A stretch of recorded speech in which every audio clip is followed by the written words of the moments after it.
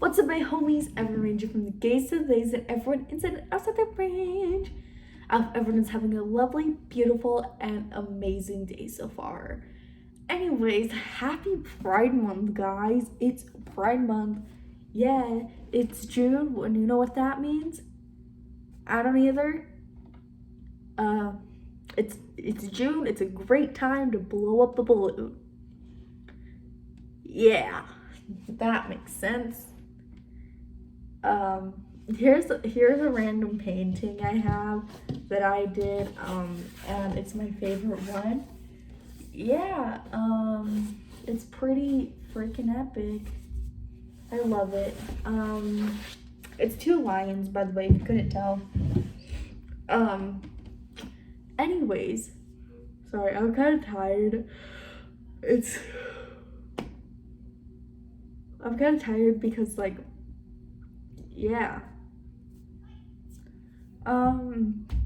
Anyways, warning before we get into this video. I might cuss. I don't know if I will yet, but if I do, I'm sorry. It might just slip out. And there is mentions of suicide. It's not very heavily mentioned. I just want to let you know before we continue. If you have any suggestions on a case you want me to cover, please let me know in the description. And in the description box I have a form that you can fill out if you don't feel like filling out that form. I also have a Discord server, and if you don't have Discord or you just don't want to join the server, there's nobody in it yet, but you can join. You can let me know in the comment section, and I will get to your suggestion as fast as possible. Anyways, this is another video from my American Killer series. Don't know if I said that, but it's for the state of Iowa. Yeah. Keep mixing it up with Idaho. If anyone from Iowa's here, hello, how you doing? Hope you're doing lovely. Anyways, Michelle Marie Martinko was born on October 6th, 1961, to Janet and Albert Martinko. And she also had an older sister named Janelle, who was the person who described her most of the time, and you'll find out why later. But Janelle and her Michelle's whole family just loved her, you know. Janelle described Michelle as their miracle baby because Janet, when she had Michelle, she was 44 years old. Woo, go Janet. Wow. Go you, Janet. Yeah.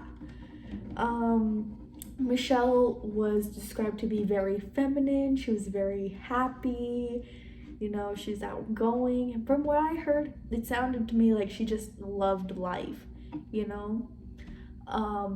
Michelle was the flower girl at her sister Janelle's birthday. Not birthday. Her sister Janelle's wedding. Why did I say birthday? I don't know why I said birthday, but she was not the flower girl at a birthday. She was the flower girl to Janelle's wedding, where she married a man named John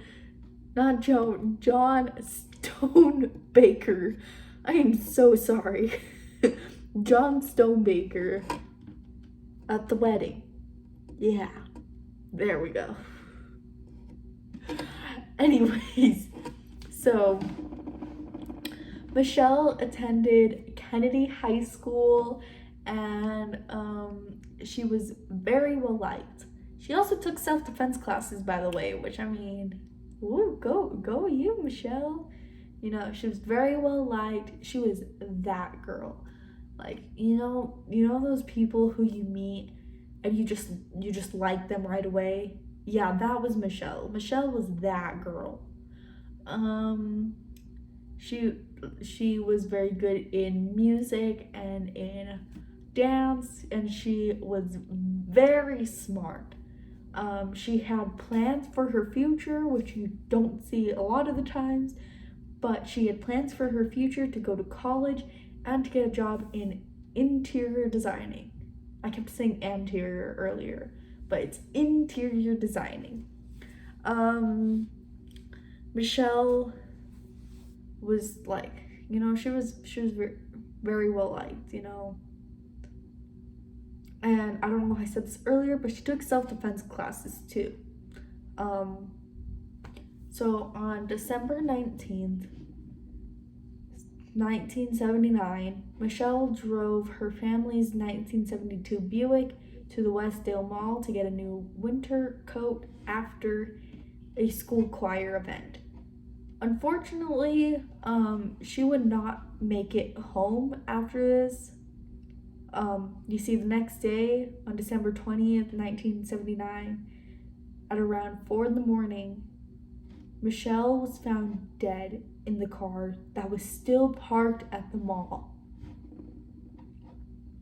This seemed to be a personal attack because Michelle had not been sexually assaulted, she had not been robbed, and she was stabbed at least 8 times in the chest and in the face. I couldn't find the exact number on how many times she had been stabbed, which is, oh my gosh, how could you do this to someone? If you feel the need to take somebody's life, you should get some help. If you feel like you need to kill somebody, just get some help. I know it's not easy to get help, but if you need to get help before it gets too late.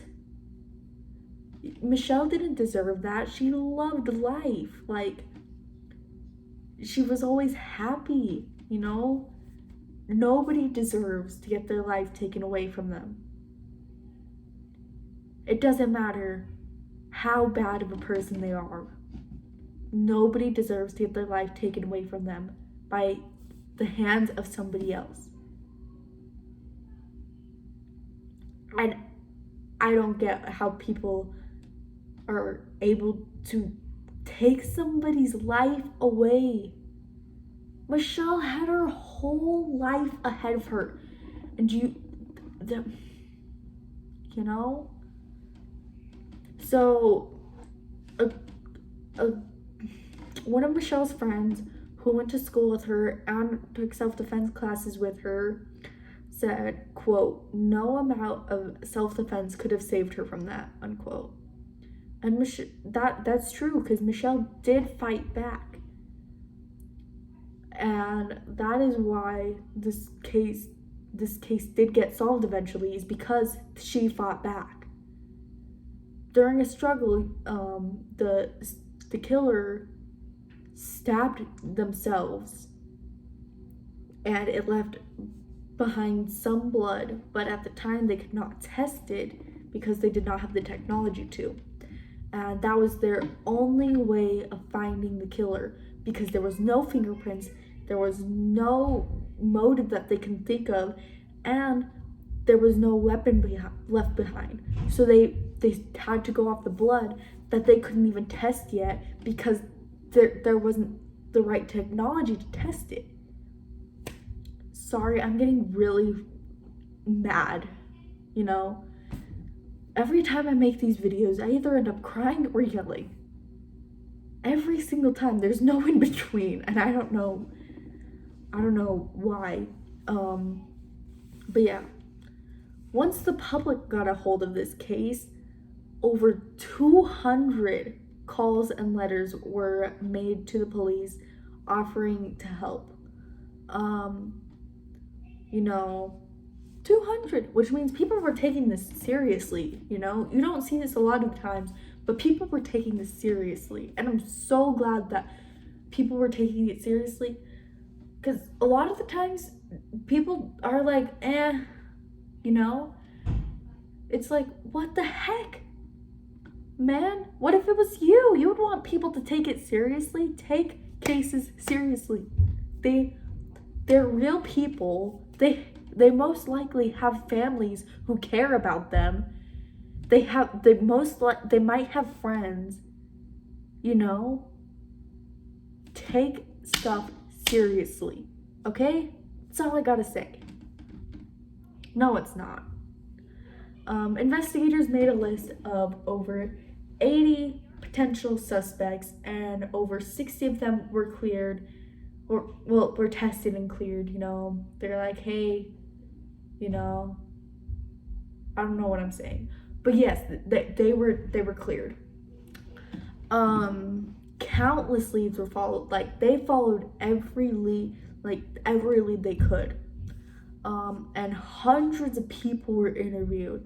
Like, they were just interviewing as much people as they could. Like, hey, do you know Michelle? You know, do you know anyone who'd want to hurt her? I don't know what they said, but, you know, people were interviewed. Lots of people were interviewed. Then, on June 19th, 1980, a composite sketch was made based off of 2 witness reports of the man they believed killed Michelle. Keep in mind I said man, okay? Okay. In this sketch, it showed a white man in his late teens or early 20s, and he was between 165 pounds and 175 pounds. He was at least 6 feet. He was around 6 feet tall in the sketch, you know? So very, very tall guy, you know? But at one point, I do remember I read that, or I heard, I don't know if I read it or heard, that Michelle's ex-boyfriend was considered a suspect for a while, but he was cleared. But, yeah. So, you know, the family, they were like, yeah, okay, we need to get this case solved because, you know, it's already been a year and it's still not solved, you know? Yeah. So, shoot. Eventually the investigation did slow down, and a $10,000 reward was offered, but that didn't help very much.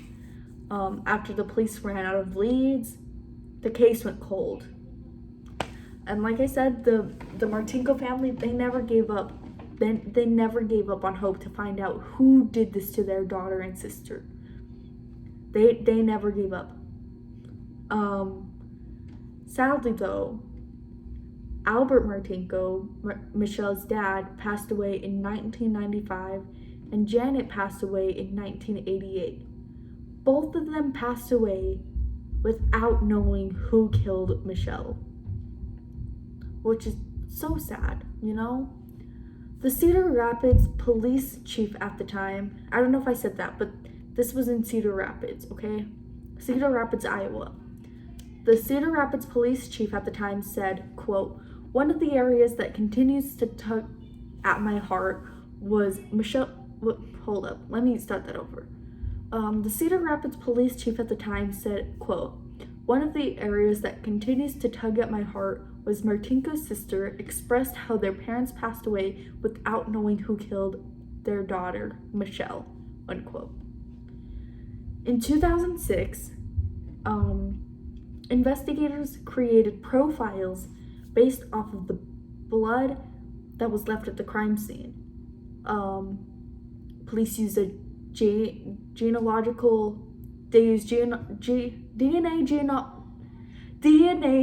genealogical research to narrow the profile down to some suspects. You know, they're like, we got people who might have killed Michelle, and a man named Jerry Burns was included in this list of suspects. So, you know, in October of 2018, a Cedar Rapids police investigator named Matthew Denlinger got a straw that he saw Jerry drinking out of. Like, he was like sipping on some soda. He's like minding his own business. And he, this police officer, Matthew, he got the straw and he's like, hey, I can test this. So he tested the DNA against the DNA that was left at the crime scene, the blood. And guess what? I bet you won't guess. It was a match. Surprise, surprise. It's no surprise. We probably all knew that it was going to be a match. Anyways, on December 19th, 2018, Jerry Burns was arrested and he was questioned. During this questioning, he was very calm, and people found this weird. Like, I even watched a video and people said, if someone accused me of murder, I would be yelling at them, no, I did not do this, no. They were saying stuff like that.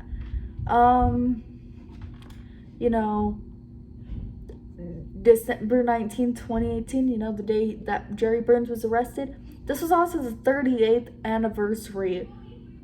Well, not anniversary. I don't know if I should say anniversary. I don't know. Of the day that Michelle's murder occurred. 38 years. 38 years. What the heck, man? What the heck, Jerry? Man, what are you doing? No, don't murder her. Why did I say it like that? Anyways, yeah, don't murder. So some background information about Jerry. He was living in Manchester, Ohio, which is 45 minutes north of Cedar Rapids, for longer than Michelle's case was cold. Now, Jerry, what were you doing in Cedar Rapids? I don't know. But hey, man, you drove 45 minutes and you killed someone. So, what the heck? What the heck, man? He owned a company called Advanced Coating Concepts, which was a powder coating company, which I have no clue what that is, but if you have any idea what that is, please let me know, because I don't know what a powder coating company is. But hey, you do you, man. He used to co-own a truck stop near the town. Not sure what town, but I'm guessing it's Manchester, Iowa. And no, it's not Manchester, England. I think it's Manchester, England. I don't know. Frick. I don't know geography. But yeah, it was Manchester, Iowa. He used, I'm pretty sure it was next to Manchester, Iowa. And he lived in a house that he built on some land that his parents used to farm on. Yeah. Anyways, nearby the house, Jerry built a gas station and convenience store. He was admired for being a businessman and for his professionalism. This is not my words, by the way. So I'm guessing people were like, hey girl, Jerry Burns? Yeah, he's loaded. They probably didn't do that, but that's my guess on what happened. Jerry married a woman named Patricia, and I'm not sure what her last name is. I don't know if she changed it to Burns or what happened to her. I mean, I do know what happened to her, but I don't know what her last name is. But Patricia, yeah.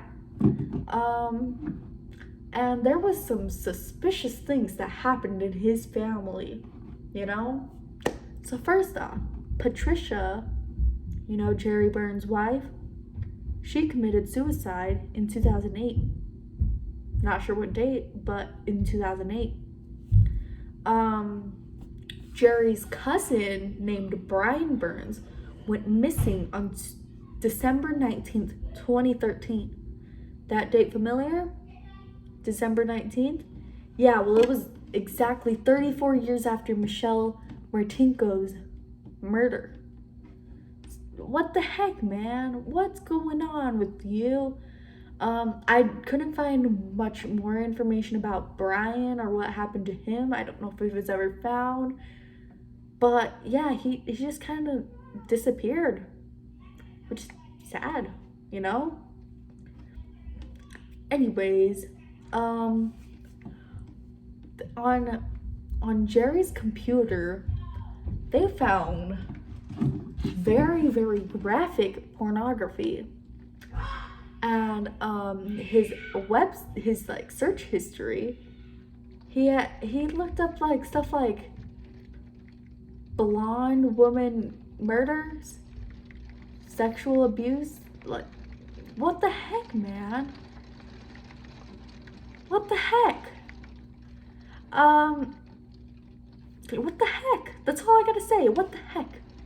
Then on February 24th, 2020, it took the jury about 3 hours to find Jerry Burns guilty of first-degree murder. He was sentenced to life in prison, and he was ordered to pay $150,000 to Michelle's family. Yay! Sorry if you can hear it raining. It just started raining, like, just now. Yeah. So, if you don't remember John Stonebaker, that's Michelle's brother-in-law, you know, the man that Janelle married. He said, quote, "Mr. Jerry Burns was clever enough to steal 39 years of freedom he didn't deserve, and he knows it. And without a hint of shame, he said as much. In another sense, in the most selfish act a human being is capable of, he stole those 39 years and many more from a sweet, smart, talented girl who never got her chance at college, a career, marriage, children, and by now, even grandchildren." Unquote. Sorry, forgot to say that. But what the heck, Jerry? What the heck? Man, I don't like people who kill people just because they feel like it. Like, some people believe that he didn't do it, because in questioning, Jerry said he could not give a plausible explanation for why his DNA was at the crime scene. You know, it's probably because he killed her. Maybe. I don't know. But yeah, some people don't believe that it was him and they believe it was someone else. Which I don't know how it would be someone else if his blood is literally on Michelle's dress. Unless, like, there was more than one person. But, like, how would two people be able to fit in a car? I mean, three people in a car. Like, in a murder. What the heck? What the heck, man? What the heck, Jerry? Anyways, let me know. Do you think Jerry did it? Do you think he didn't do it? Yeah. If you have any case suggestions you want me to cover, I have a freaking form that you can fill out if you want to. You don't have to if you don't feel like it, honestly. Like, I don't care if you fill it out or not. But it will be in the description if you do. Or I have a Discord server you can join if you want to know me, like, better as a person, or you just want to be friends, or if you do have a case suggestion, you can let me know on there too, or you can just comment it down below. I don't care. You can do either one of them. My sources will be in the description box too. And yeah, bye. Have an amazing rest of your day.